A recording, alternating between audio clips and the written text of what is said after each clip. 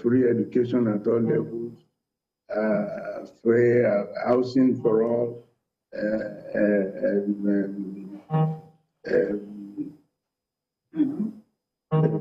job for everybody, and so on and so forth. Afenifere has always been very consistent on what they want, and it's not what they want for themselves, it's what they want for the people, and not only for Yoruba people, for all the people of Nigeria. They have always wanted this four cardinal program: free education at all levels, housing for all, food for all, and then job for all. They've always been very, very consistent with these four cardinal programs, and I'm going to try as much as possible to ensure that we implement these programs come 2023, when actually becomes president. That is the only thing that Afenifere wants from you. I don't think he wants any other thing.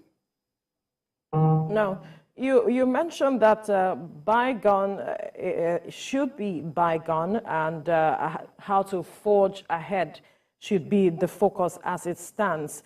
But reacting to yesterday's move by the group, Pa Adebanjo has said that he cannot be removed, that Pa Fashoranti does not have the constitutional right to remove him, so to speak. And I'm wondering, with this stance, how the group is looking at forging ahead or resolving this matter. Well, I won't. The internal working of Afenifere, I won't know too much about it, because I have not been a participator in the Afenifere affairs for a long time now. But on what we were told, he was only acting. If you are acting for somebody and he says, okay, I'm now ready to take over, I think that should be no problem at all. Okay. That should be no problem. He's always been acting according to them. And now all they have said is that, just said, he's now ready, he's now well now, it's okay, and he's ready to perform his duties. That's all that is happening. You said that the grounds of Ayo Adebanjo may be personal. Do you have any insight into that? Well, I don't know, because what I know is that if you're a leader, before you come out with such pronouncement, there must have been a meeting. And the meeting, it is at that meeting that you will make the pronouncement, you will make the pronunciation. But this was the case where he did the announcement alone on his own. There should have been a prior meeting, and that meeting must be in attendance when they were endorsing most of the Afenifere leaders were present, and when the announcement was made. All right, Senator, you said that there are four cardinal points that Afenifere expects Asiwaju to handle or look into, and these have been the four cardinal points that Afenifere always puts forth, and that's the issue of creation of jobs, free education for all, food for all, and housing for all. But beyond all that, how is Afenifere engaging state governors within the Southwest to ensure, because if you look at these things, they are all on the concurrent lists that the state governors can also handle. So how is Afenifere engaging state governors in the Southwest to ensure that some of these things are looked into, even beyond whoever becomes president, before he handles that? Look, I don't want to speak on behalf of Afenifere, because I'm the Secretary General of the Yoruba Unity Forum, which is quite different from Afenifere. I was present in Akure because I was in the entourage of Bola Ahmed Tinubu. That's why I was present in Akure. So I won't want to to dangle into the internal matters as much as possible. I will only try to tell you little that I know, but I won't be able to tell you the nitty-gritty of their disagreement. All right. I want to believe that you have looked through the manifesto of the APC presidential candidate, and there are those who are questioning if really it protects the interest of the Yoruba race. Well, I think that manifesto is vast. It's not like the simple one of 4 cardinal programs that you can really say, you know. But if you look at the manifesto itself, it's a book on its own. It's a book on its own. And one need to really sit down and study it. But I assure you, being an Afenifere man himself, I'm sure the 4 cardinal programs must have been embedded in his manifesto. The only thing which is new is the restructuring, which Afenifere people have always clamored about. They've always clamored that they want restructuring.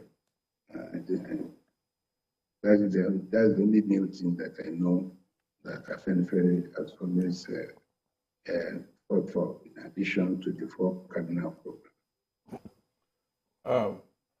Senator, you know, the thing about politics is that it has to work on coalitions. You have the Yoruba Unity Forum that you're secretary of, and there are other groups in Yoruba land that are also working, you know, towards this campaign. But we know too that restricting the work of even your groups to Yoruba land may not be sufficient. Are you building?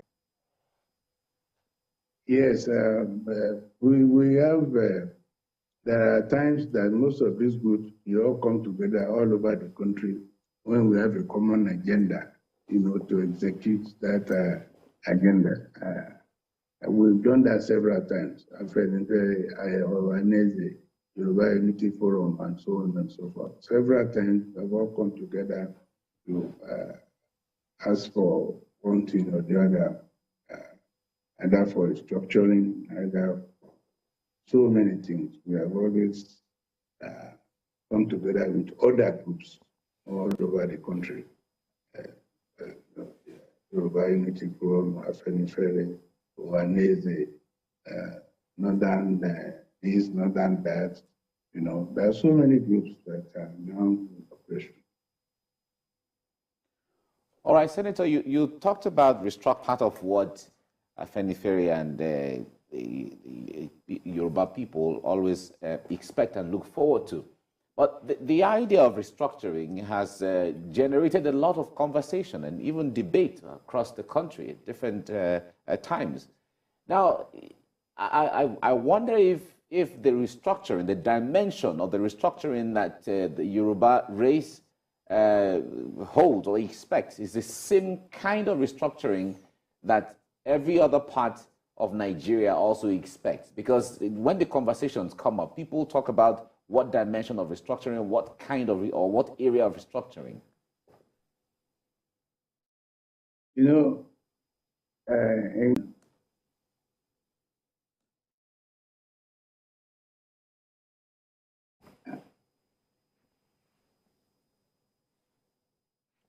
Go ahead, Senator. We can hear you. Okay.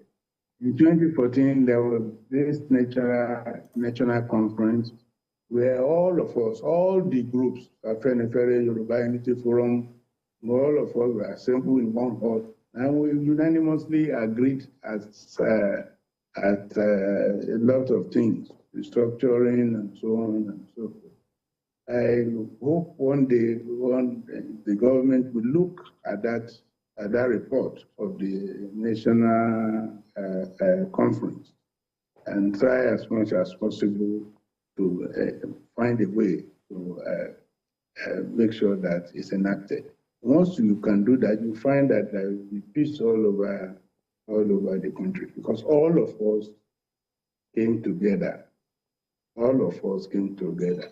And only things that we agreed unanimously that were put down as agreed. I will plead that the government should look at the conference. We should look at the report of that conference and try as much as possible to enact it. I think that will bring succor to almost parts of the country. All right. Now, recently, the APC presidential candidate met with some key players in the economy, the private sector. And, you know, he was sharing his plans with them. And in the process, he talked about looking at bringing about the fourth industrial revolution. And he spoke about also growing the GDP double digits. I wonder what you make of some of the things he has mentioned with regards to addressing our economy. Well, I think when it comes to industrial revolution, we should give kudos to Bola Ahmed Tinubu. If you know the Lekki port is one of the biggest in Sub-Saharan Africa. It is brain work. Now we are going to have another big airport in Lagos State. You know, so many industrial technological revolution. Even though he's an accountant, it's always you find Bola Tinubu in front. And I think in Lagos State, we have benefited a lot from this industrial revolution. If you listen to the meeting of the APC in Lagos State yesterday, you will see, you know, if you listen to the governor of Lagos State, you see the analysis he made about what Ashwadio had started and completed in Lagos State. You remember there was a time the ocean was really trying to take over Victoria Island. And he even fought the ocean and he receded the ocean back. The country state that they even built a new city on the ocean himself. So Ashwadio Bola Ahmed Tinubu is an industrial revolutionary. He's always looking for something that is beyond the comprehension of an ordinary man. So I sincerely believe that he's capable of doing a lot of industrial revolution in Nigeria that will make Nigeria better. I think if Ashwadio Ahmed Tinubu is president for 4 years, Nigeria will be the country to beat in Africa. What would you describe as the chief talent or asset of Ashwadio Bola Ahmed Tinubu? Now, one of the challenge is that he listens to people.